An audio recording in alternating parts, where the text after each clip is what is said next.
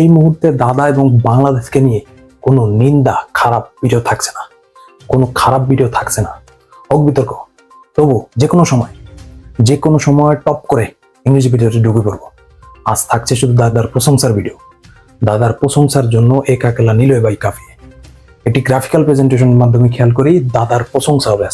যেহেতু বাংলাদেশ থাকছে না, তাহলে বাংলায় প্রশংসা করে কি করব? আমরা আজ থেকে দাদাকে ইংরেজিতে প্রশংসা করব। যেহেতু দাদা বাচাল অর্থে আমরা টকেটিভ ব্যবহার করতে হয়। ভালোবাসা, প্রশংসা করছি, ভালোবাসা করছি। বাচাল অর্থ টকেটিভ বলতে পারি।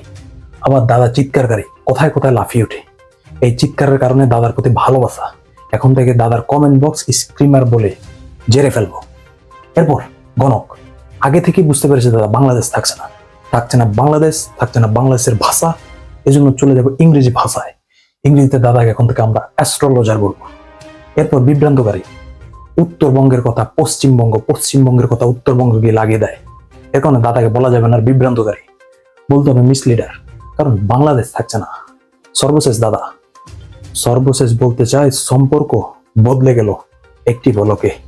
কি ক্যালমা দেখালে তারা তোমার বাংলাদেশের ঝলকে।